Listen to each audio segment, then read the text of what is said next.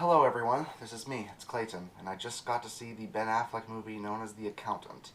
And this film is many things. It's an action film, it's a drama, it's a comedy, it's a romance, and it manages to use all of those genres effectively to create a very interesting piece about a very interesting fictional man. But let's get to the story.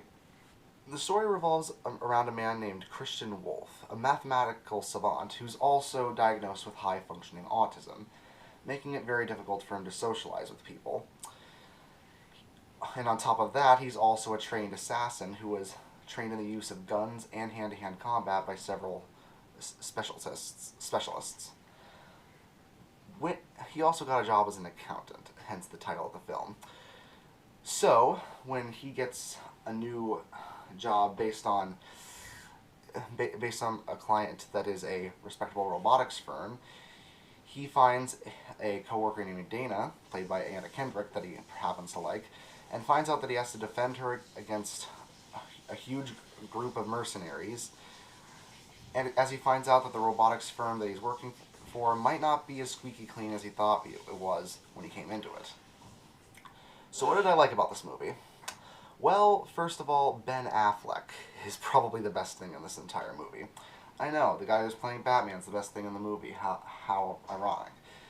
But the thing I like about his character in this film is that he really portrays a man with autism very well. Most of the time when I see autism portrayed in films, it's usually incredibly over the top to the point where it's almost parody-worthy, or it's not even there and it's an informed ability. Here, he actually portrays it in a way that's very familiar to me. He has to constantly stimulate himself. He has these weird little things that he does in the middle of conversations. Sometimes he ends up talking to himself. And other times he just gets overloaded by certain sensories, like loud noises or bright lights. And since I have high-functioning autism, I actually do associate quite a bit with his character. Almost like he seems like a highly trained mercenary version of me. Not only that, but the rest of the cast members do a great job with their roles too. J.K. Simmons does a great job with his character. Anna Kendrick does a good job as Dana. John Bernthal surprisingly makes for a pretty cool villain, to the point where it's basically Netflix's Punisher takes on Batman at the end of the film. How awesome is that? Despite the fact that this film is a very well-told drama with rather excellent dialogue, it still manages to light up the mood every now and then with some well-placed comedy. Not laugh-out-loud comedy, but enough to ease off the tension and to give some humanity to the characters. Unlike some dramas that just keep things serious all the way through, this one knows when to be serious, knows when to be funny, and it knows when to just let the visuals do the talking.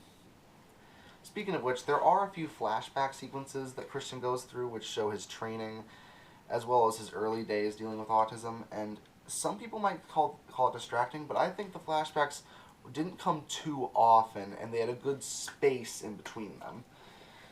I mean, this film may not be as much of an action film as you might expect, especially considering how much the trailers tried to pass it off as an action film, when really it's a mix of, like I said, action, drama, comedy, and romance. And where the first half of the film has almost no action at all. So if those who are going in expecting a Jason Bourne-style action film might be a little disappointed. But when the action sequences finally do show up near the second half of the film, they are well worth the wait.